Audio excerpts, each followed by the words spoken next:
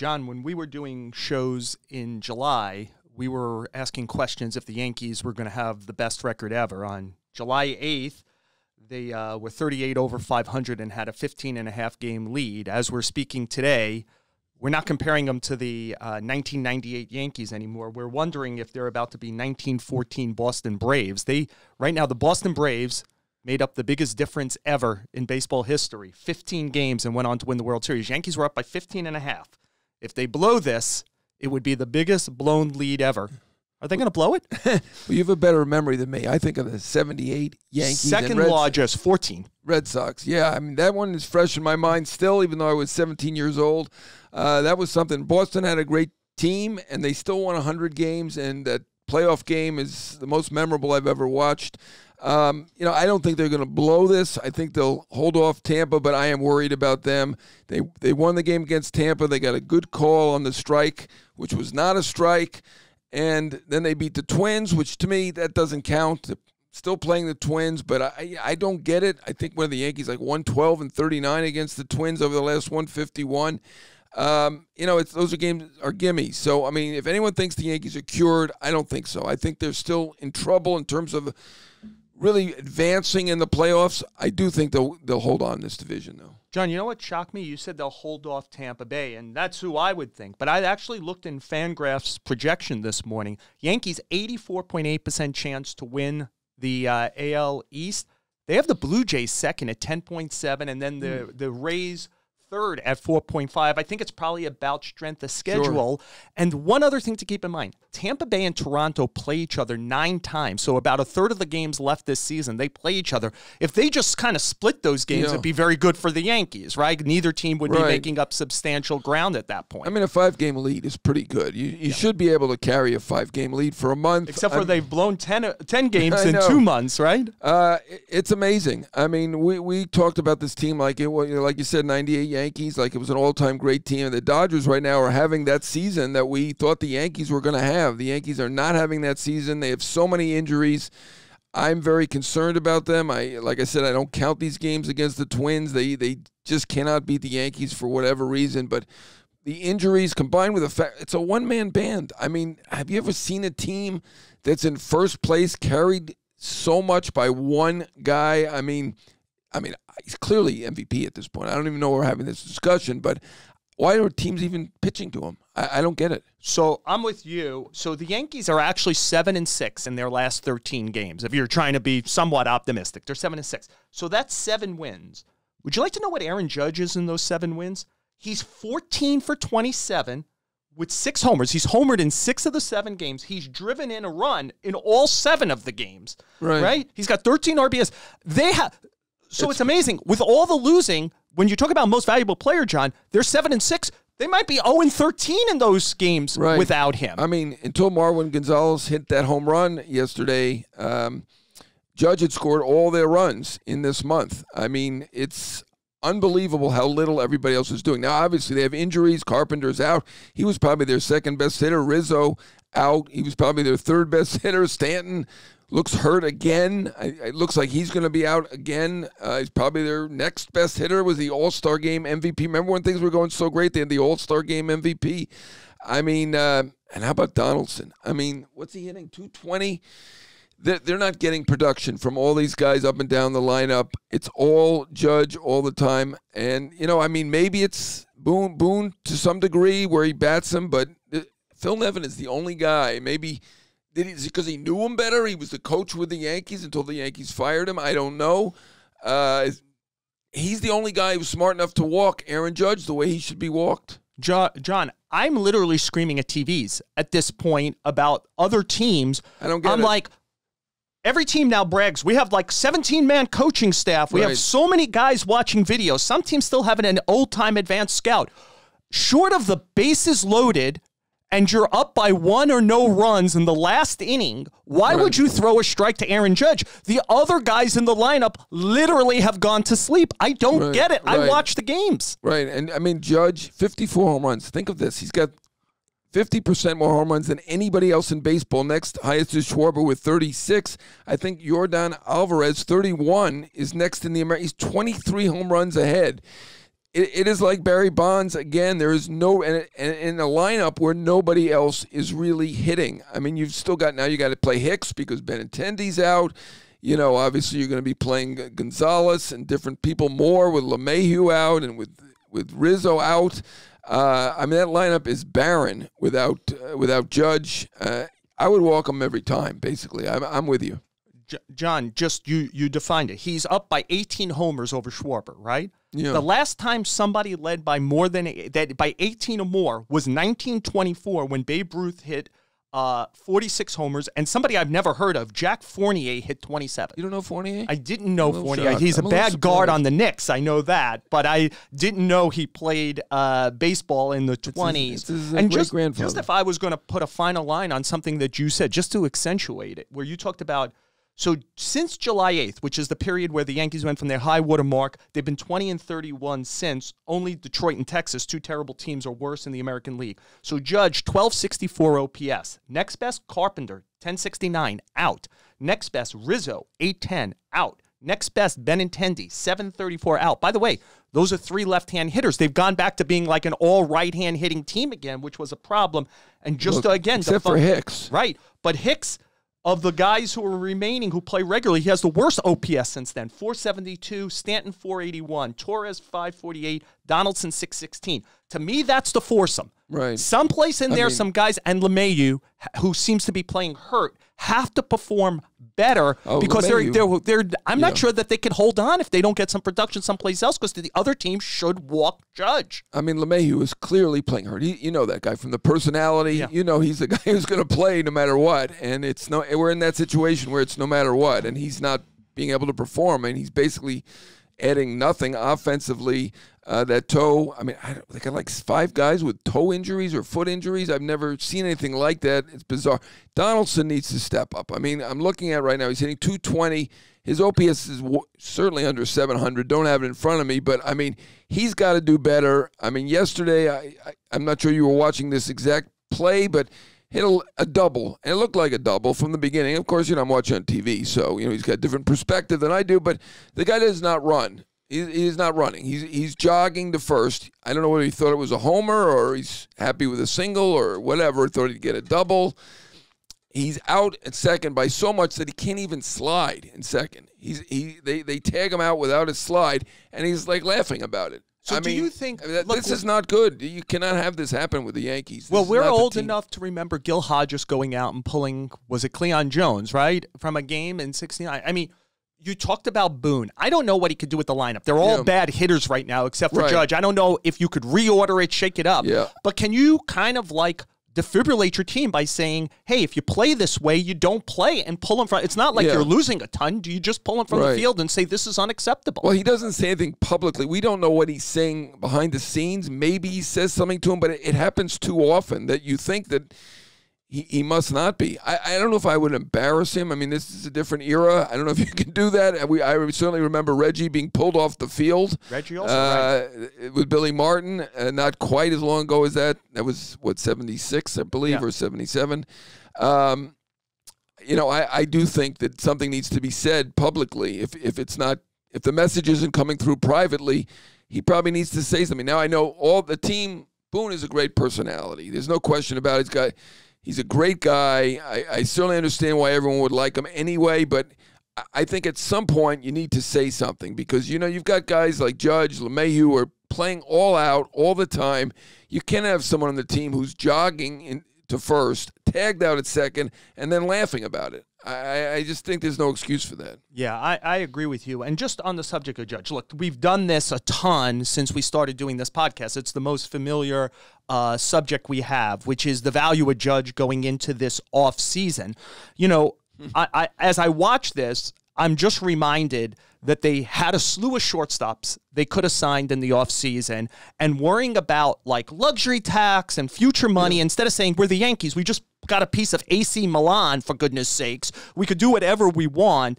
They didn't. Like, at least if they do Corey Seager, and I get it, it's 10 at 325, maybe that's a lot more than you want, but you're the Yankees. He was perfect to me, left-hand hitter, played in a ton of big games with the Dodgers. Like, World Series MVP. World Series MVP. John, as we're looking at this now, we've gone through the names. if Judge doesn't come back, oh my God, what are you dealing don't with even next say year? That out loud. Like Anthony Volpe better be Derek Jeter in 1996, and I don't even know that would matter. Judge, what number do they not sign Judge at? No, I mean, he's basically can name his number at this point. I thought they made a reasonable offer at 213.5. Obviously, they announced what it was. You know, some people thought it was reasonable at the time. You know, I think a lot of people did. Judge bet on himself. Give the guy credit. You know, we'll have Randy Levine later on to talk about this. And, you know, at this point, they got to pay him whatever he wants, basically. It's going to be somewhere around 300, I think. I don't know. We predicted this a couple of weeks ago. 304. I think I had 288 or something like that. In that range, I think, at this point. But, you know, it's not only that he's so great and is clearly the MVP. You have that vote. I do not have that vote this year. So I can say what I think, but you probably can too at this point. I mean, I can't imagine. I see people on the internet, on Twitter, saying Ohtani. There's no question. I mean, Ohtani's not playing in any meaningful games and hasn't been since May or at least June. Judge is carrying this team to the second best record in the league. There's no question. He is the MVP, and you know they absolutely need to sign him now. At the time, I didn't say they needed to sign Seager, but right now, you know, to have that left-handed bat, pull hitter, Yankee Stadium, that would have been not playing huge. Isaiah Kiner-Falefa every day. I like him not better having than Josh Donaldson on your team because that was the hostage you had to take to get Kiner-Falefa to play shortstop. I mean, there was a domino effect here. Yeah. That's the thing is, I keep thinking, John, they're saving pennies and then spending dollars because they saved pennies in the past. Like, we'll give them credit, though. They did save by getting Trevino for little, and he's been great. You know, they got Carpenter for almost nothing. He was fantastic. Which should allow them to spend and when they want to spend. They've done a lot of good signings under the radar. I agree. Once in a while, they pick and choose. We saw Gerrit Cole. There was that one year they signed. Ellsbury's the one that sticks out. There were several guys that year that signed pretty big contracts, not like Cole's. But they got to stop picking and choosing. They got to just go it, do it, be the Yankees, and overwhelm teams. I agree with you. Like, if we're looking at the Dodgers as the standard here, think about the three position players they've added over the last 24 to 36 months. It's Mookie Betts, it's Trey Turner, and it's Freddie Freeman. It's every day in some way, guys. They're great at everything. Great base runners, great defenders, great hitters, could hit for power, could hit for average. You know, what are the Yankees doing? Yeah, like to me, you're making the point, which is go get great players. This is the Yankees are almost embarrassed by their money. Like, let's not use our strength. Damn it, use your strength. Like, the Rays don't go, let's just use half our brain. They use their strength. Use your strength. They worry too much about the luxury tax and things like that. Also, in free agency, it seems like these superstar players are better or worth it more than these good, like Ellsbury. I mean, I don't want to keep picking on him, but these good outfielders, Chu. There have been many guys who were paid $100 million who were not that great once they signed.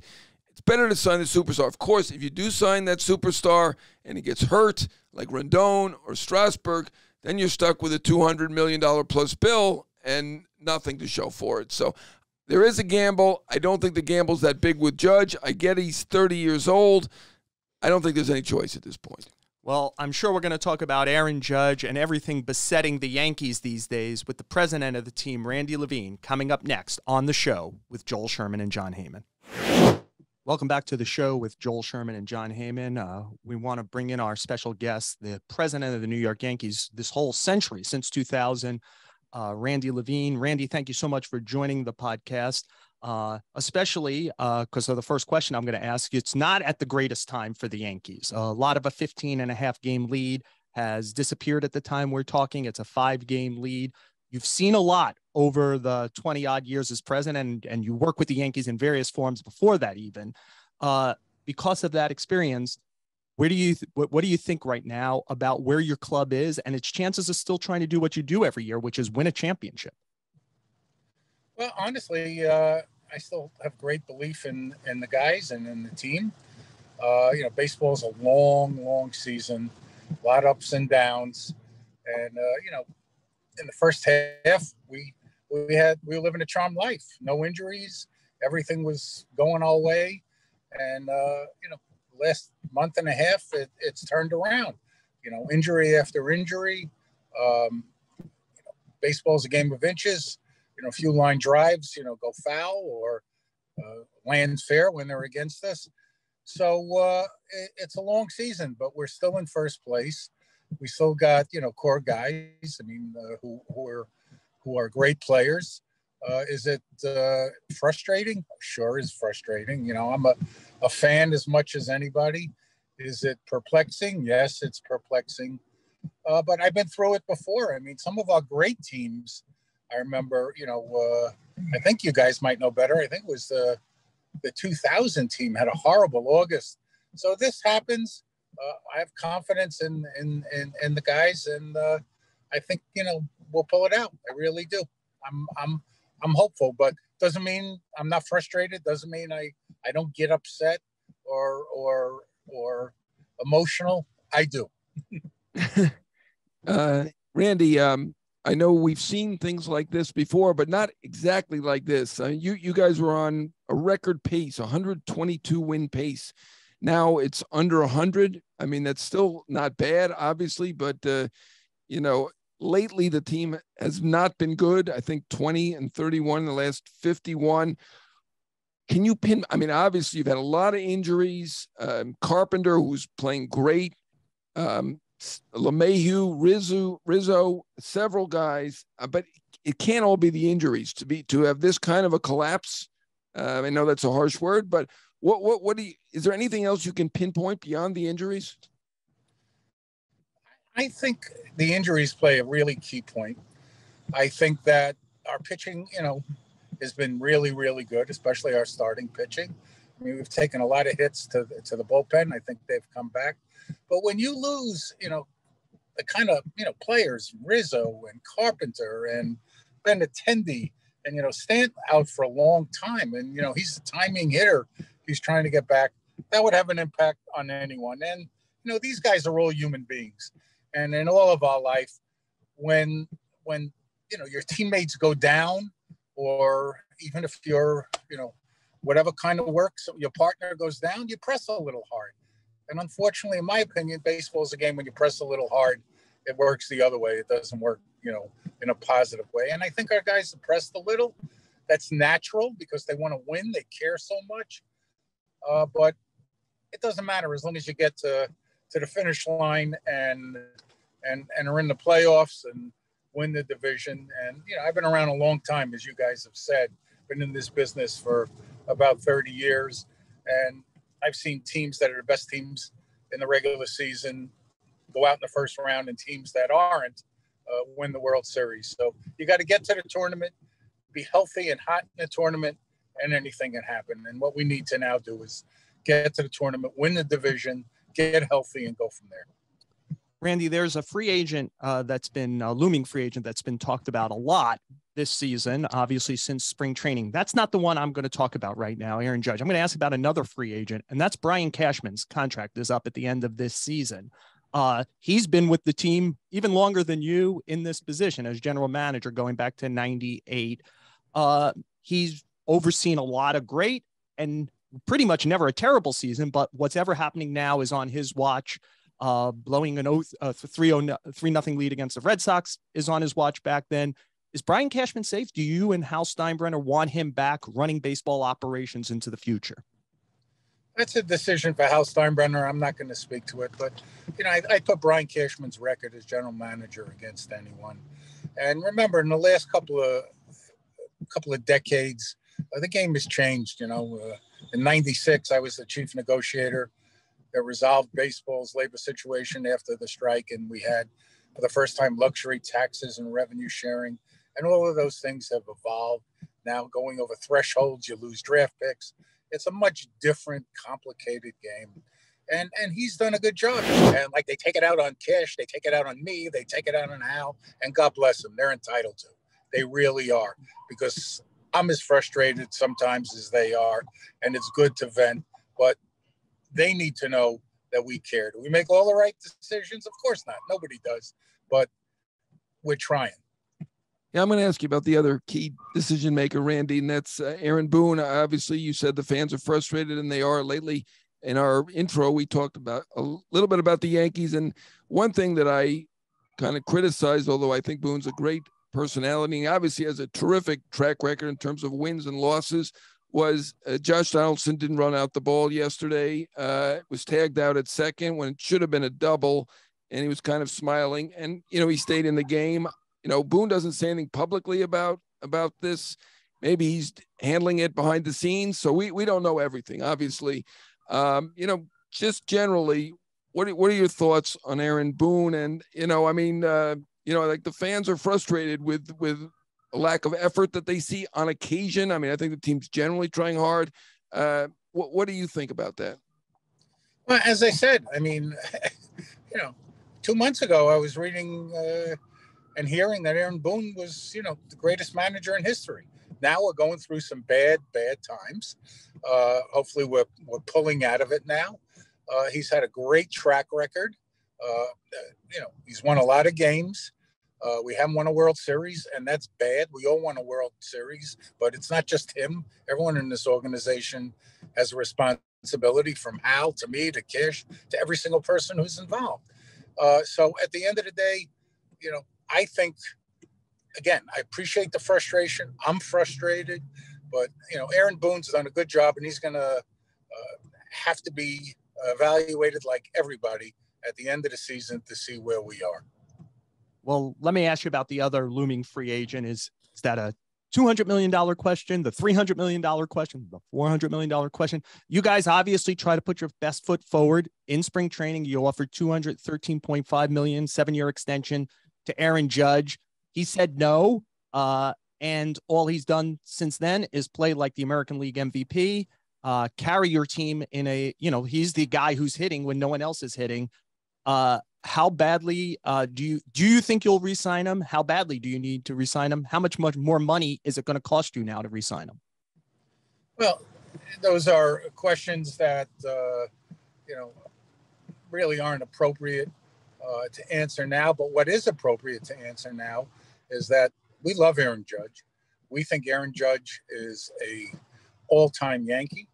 We think he's a great player, beyond great player.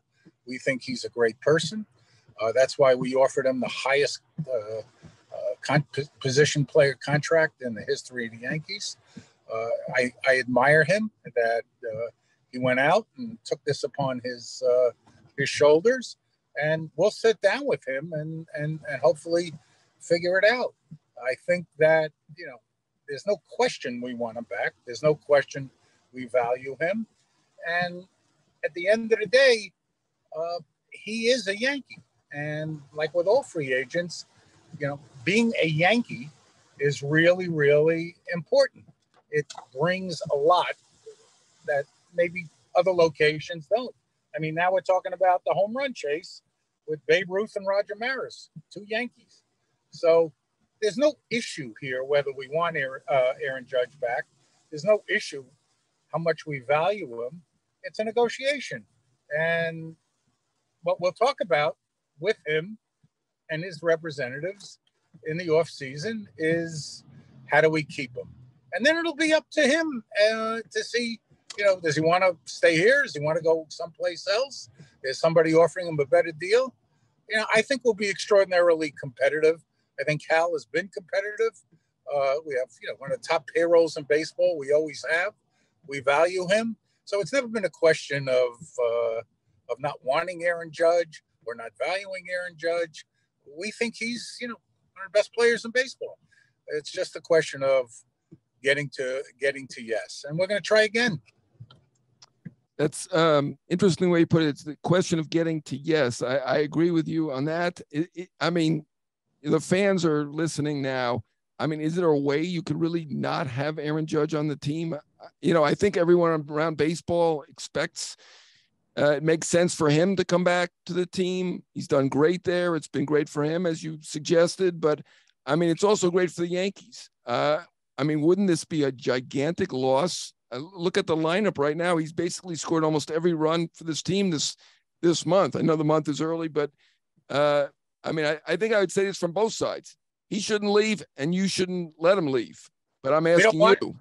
Yeah, and I'm saying to you, we don't want to let him leave. We're going to try our very best to make him where we think he belongs, a long-time Yankee. But it takes two to get to yes. I've negotiated a lot of deals in my life, and it's hard to get to yes, and at the end of the day, we're going to really, really try. We know his worth. We know what he's all about, but it takes two to tango. I'm not in his mind. And, he's a man. He's now married. He's got a family. And, I don't know what's in his mind. We don't know what's in his mind. All we can do is try and show him how much we'd like him to remain a Yankee. And, honestly, fans are fans, and I love them, but, at the end of the day, negotiations have to be in the realm of reality, not unreality. And, there are a lot of professionals here who know what they're doing. He has professionals know what they're doing. So, there's venting and saying, stuff that makes no sense at all in the real world. And then there's the real effort, which we're going to try and do to keep him a Yankee forever. Randy, the Judge thing ultimately is about money. And it seems like business is great again, or as usual with the Yankees. You're going to draw over 3 million fans. I keep getting press releases from Yes about how great their ratings are. If I read the paper right last week, you bought a piece of AC Milan. Your other business doing great. So my question is, you mentioned that there are punitive stuff with the luxury tax, but why haven't you guys just said, what's it matter? We don't draft that great anyway. We end up spending more money trying to cover up when we don't go over the tax at the trade deadline by trading prospects and future value. Why haven't you guys kind of blown up to the point of where the Dodgers have been these last few years, where Steve Cohen just took the Mets? Why haven't you guys gone there? Why didn't you get there first? I think that's unfair. We've spent more money than just about anybody over the last, decade. We've gone under the luxury tax to reset a couple of times, as has the Dodgers. The Mets have never really been over.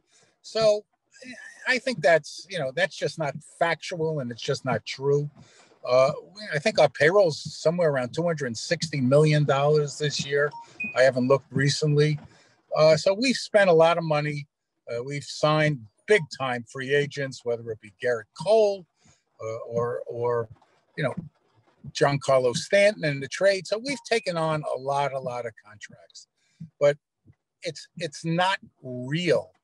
It's not real in the real world. I think, I heard your podcast, even, my friend Steve Cohen said the other day, you're living in a system and you have to operate within that system, because yes, the business is doing great. Yes, we have a lot of revenues.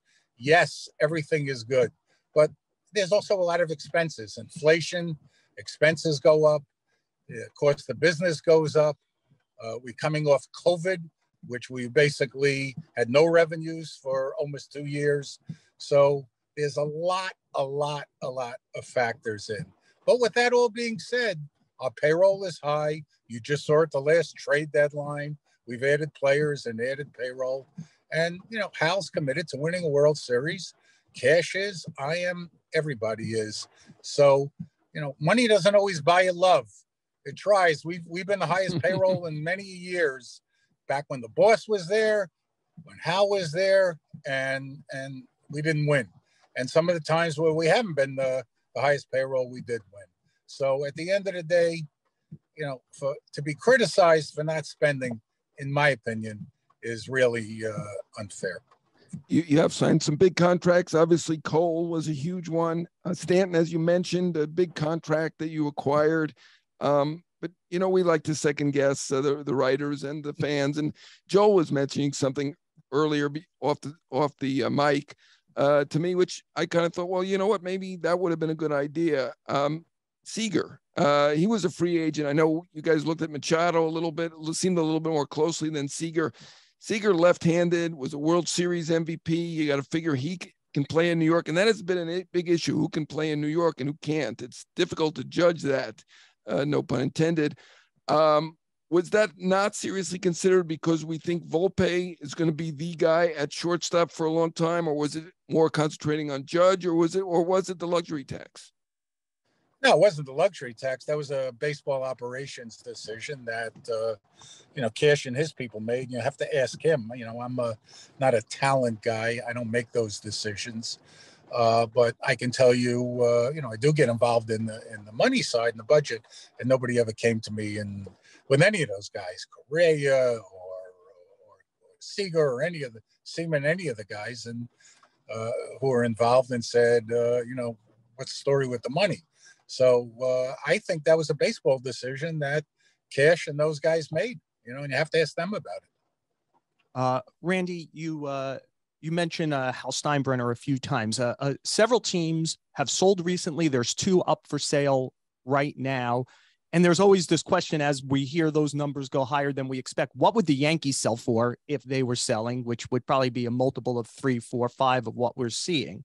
Do you think, one, that Hal Steinbrenner loves doing this, and 2, that he's in this for the long term? The answer is, what would the Yankees sell for? I have no idea, but by far the highest price of any, in my opinion, any franchise ever sold anywhere in the world. It's unlimited because there's only one, as George said. It's like the Mona Lisa.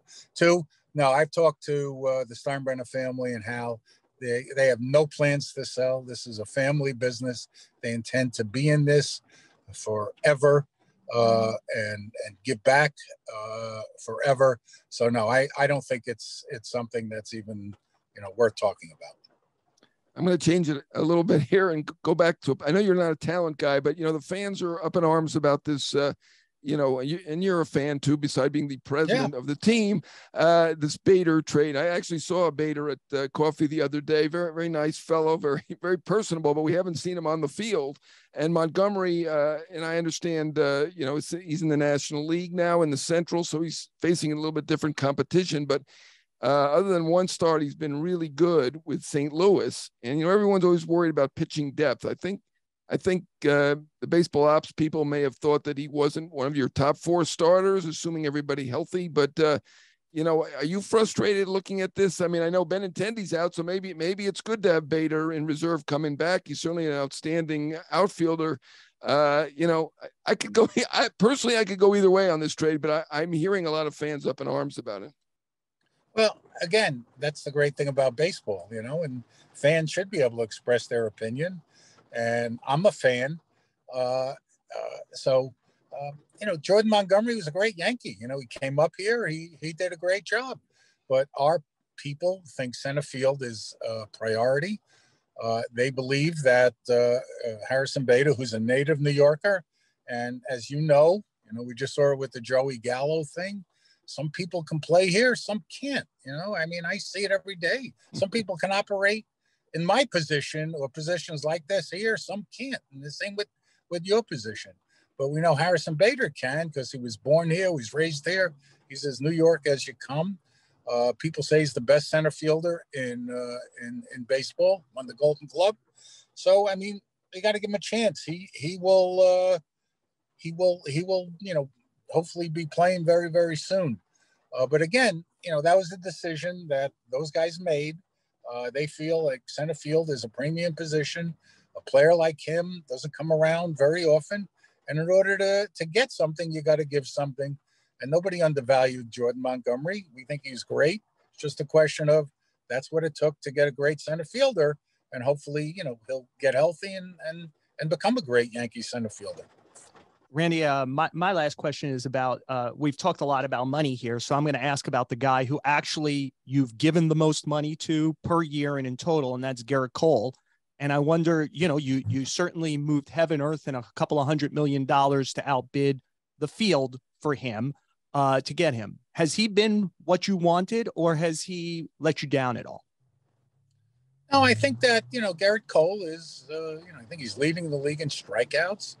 I think, if you ask him, he would want to, be better.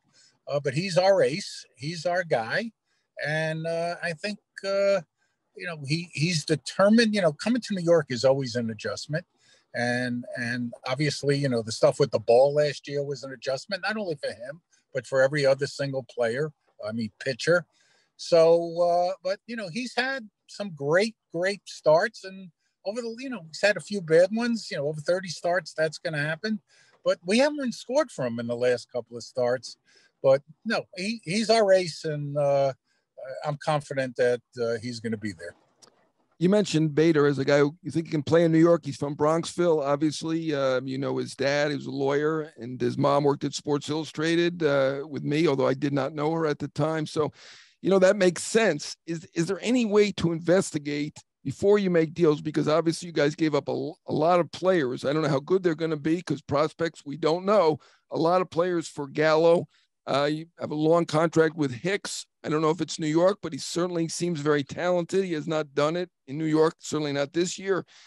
Is there any more effort or any more investigation that maybe we should do beforehand to determine whether a guy or get a gauge of whether a guy is going to be good in New York? Because it does seem to be an issue even more with the Yankees than it is with the Mets. Seems like there's more pressure on your side of town. Well, I think yes. The answer is yes. And I remember, you know, Gene Michael always. I remember when I was much younger, when Gene was the GM, and the question he always used to ask is, can this guy play in New York? Can he play in New York? He used to, you know, George used to ask him about this guy, and Gene would say, like, I don't know if he can play in New York. So it's really hard to figure that out. But I think, you know, all of us are trying to do better. I think we need to do better in that because some people embrace it. I mean, if you look at Jose Trevino, I mean, he embraces it, you know? I mean, he's become a much better player because he loves the Yankees and he loves New York. But, you know, as they say, the pinstripes are heavy and you have to embrace it. And some guys just take off. Some, you know, they feel the burden. They're just not built for it. And, you know, it's not like, you know, different than a lot of occupations. I mean, that's why, you know, the famous Sinatra song, if you can make it here, you can make it anywhere. That's what it's about. And, you know, we're special here in New York. You know, we're tough, we're hard. We're fighters. That's why our fans are so compassionate and sometimes impatient, which they're entitled to be. God bless them. But, yeah, I think that's really important. And we always have to try and do a better job on that. You know, so I'll wrap up our interview, Randy. Thank you so much for joining us with a Sinatra question, which the song you mentioned is New York, New York. Right. We had Steve Cohen on last week. At this moment, the Mets have a better record than you. Lots of people obviously going to their games also. A lot of times over the last 30 years, you've been asked, hey, are the Mets about to take over the town? And it hasn't happened. Is this town big enough for both of you? Or do you worry about where Steve Cohen is taking the New York Mets? No, I mean, I think that's like a really between you know how much I respect you and John, but I think that's really stupid and dumb. This is Steve Cohen. Hal Steinbrenner and I were big supporters of Steve Cohen to get him into the game. Back with the Wilpons, I've always been a great believer that not only is the town big enough for both of us, when both teams are playing well, it's great for both teams in baseball. You have the excitement. People are talking about it. More people watch it, go to the games. So we've never worried about the Mets. I think sometimes they worry about us too much. And I don't think, you know, I laugh, you know, taking over the town. I don't even know what that means. All I know is that, you know, the Yankees have the highest television ratings in history. Our attendance is getting back. Our revenues are booming. And I wish the Mets and Steve Cohen all the same success. Well, Randy, we wish you nothing but success the rest of the season with the New York Yankees. Thank you so much for joining us on the show with Joel Sherman and John Heyman. Thank you so much. John, the president of the New York Yankees, Randy Levine, covered a lot of ground in his 20-plus minutes with us, but we always end up at the same place, don't we, which is Aaron Judge and what his future is with the New York Yankees. What do you think about what the president of the New York Yankees said? Well, very interesting. He was good on every topic. Certainly interesting that the Steinbrenners will keep the team forever. That's a long time. We shall see about that. Certainly he supported generally Cashman and Boone. Also interesting. You know, he says they're going to do what they can. They love Aaron Judge. I don't think we're shocked about that. You know, within reason. You know, he's kind of. But do you believe that within reason? Like, they have to be unreasonable. Whatever he wants, like, what's the team without him? What if he said $100 million a year? I mean, there's some point where you have to say. But within, there is some point. But right? like, say he says $40 million a year, and he thinks he could get it someplace else. Do the Yankees actually say, well, you could get it someplace else? That's so much more than we wanted to spend. You know, I think. We discussed this earlier. I don't think they can let him leave if it's the difference between $32 million and $37 million. I don't think they can really worry about it at this point. If it gets to $40 million, I don't think it'll get to $40 million, but it may at this point. I mean, he asked for 36. You're better than me at this. Yeah. Why wouldn't it get to $40 million? If you're him, he's 30 years old, and I think other teams probably don't think that it behooves him to leave. He does benefit. They benefit greatly by him. I'm not saying that they don't. They benefit greatly by having this fantastic player, but he benefits by being a Yankee and a great Yankee. I do believe that. I agree with that. But do you think that there is 0 teams out there that would give him 7 at 280 or 8 at 320? Yeah, I couldn't say that. So maybe that is the number. Maybe they have to go to 7 at 280. I said 288. I think a couple weeks ago you said 304. I think we're probably in the ballpark. He's made himself almost $100 million, and he's earned it. He's done it all himself. He's done an amazing job, and now he's carrying the team by himself. At the beginning, he had help. I mean, Rizzo was great at the beginning, right? LeMahieu was very good. Stanton was very good. At this point, he's carrying the team by himself, and they're in one of those positions where they just cannot lose him. Yeah, John, it goes back to something I was asking Randy about, which is they made an offer that was absolutely fair to the marketplace. Like, yes, we all agreed. But the Yankees probably shouldn't make an offer that's fair to the marketplace. The Yankees should make an offer to get the players they want. And the question is, would the Arenado contract, like 7 at 245, would that have gotten it done at that time? It's the best player they've developed since Derek Jeter. It's the most popular player they've developed since Derek Jeter. And they were playing the industry game of what's the exact $50 more than Mookie Betts per year. Yeah. Instead of saying, we're the Yankees, we want this player. What does it take to sign this player? I think that has to be their attitude, especially whatever they say about Steve Cohen in town, that has to be their attitude with Steve Cohen in town. Yeah, well, I don't think the Mets are going to sign. I'm sorry to say this, Mets fans. I don't think the Mets are going to do this. But I'm just saying, with him in town, just to compete on a general, broader, global. I just don't think they can lose this player. He's that good a player. I thought 213.5 was reasonable at the time, so I can't go back on that now. But looking back on it, should they have offered what Arenado or Rendon? I mean, Rendon got. Yeah, you could say that. He is 30, so that is a little bit of a difference. The other guys were in their late 20s. A little bit of a difference. As I said. At this point, he's changed the equation. The player has done it himself. I mean, he was really good last year, but there was a little bit of an injury question, right? He'd only played, 63% of the games in those 3 years that he was hurt. And there were 3 out of 5 years where he did have some significant injury to him. Now he's not only not missing any time. He's playing center field. He's batting leadoff. He's the leader of it's totally changed the game. So that's how you earn an extra $100 million. I think he's done it. Yeah, well, if this podcast doesn't work out, you could always be his agent.